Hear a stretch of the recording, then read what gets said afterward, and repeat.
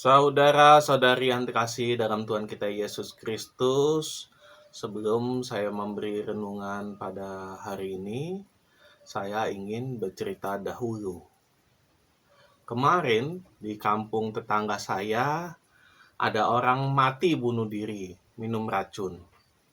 Katanya sih wanita tersebut sebelum meninggalnya bengong-bengong terus.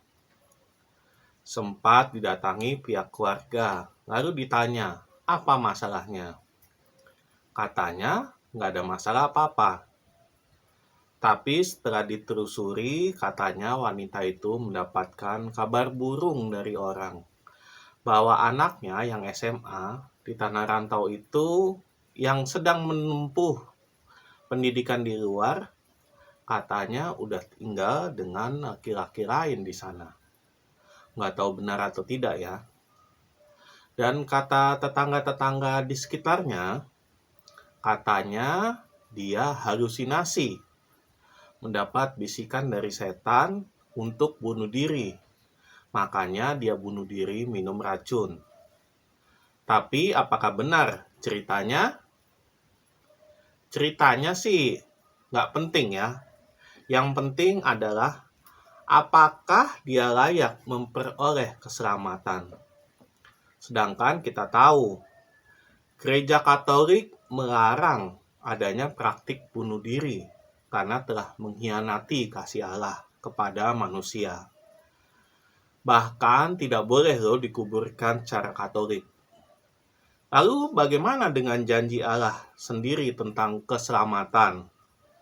Janji hidup kekal bagi orang yang percaya kepadanya, sesuai bacaan Injil hari ini. Ibu tadi adalah orang yang percaya akan Allah, taat kepada Allah, rajin ke gereja, aktif di lingkungan gereja, dan sebagainya. Apakah dia tidak layak mendapatkan pengampunan Tuhan? Apakah hanya karena tanda petik, bisikan setan, dia tidak akan mendapatkan keselamatan? Dia tidak layak memperoleh hidup yang kekal. Bapak Ibu, saudara-saudari terkasih, sama seperti bacaan Injil hari ini pada Yohanes 3 ayat 17, sebab Allah mengutus anaknya ke dalam dunia, bukan untuk menghakimi dunia, melainkan untuk menyelamatkannya. Kita pun tidak layak menghakimi dia, karena telah bunuh diri minum racun.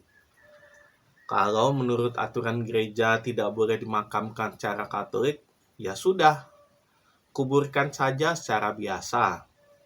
Urusan nantinya dia beroleh keselamatan atau tidak, ya terserah Tuhan lah. Semua hak prerogatifnya Tuhan sendiri.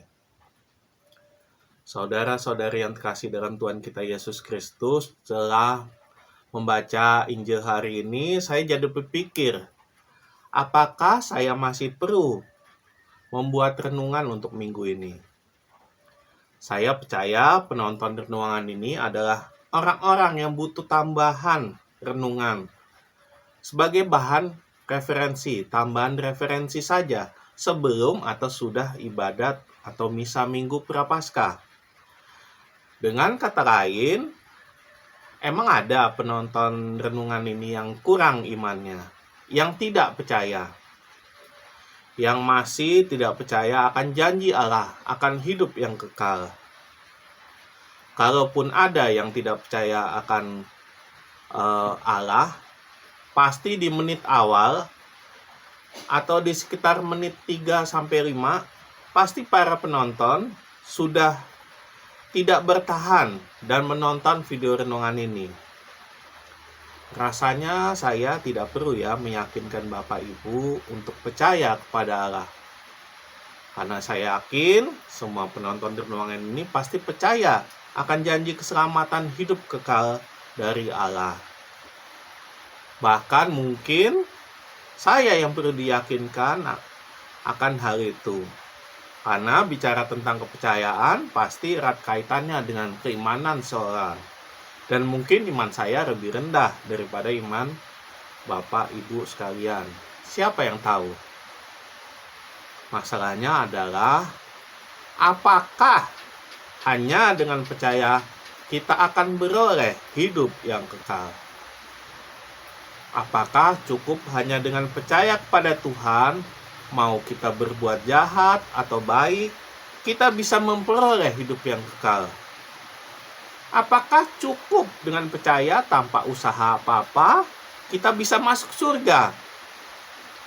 Jawabannya tentu saja tidak. Pada Yohanes 3 ayat 19, dan inilah hukuman itu.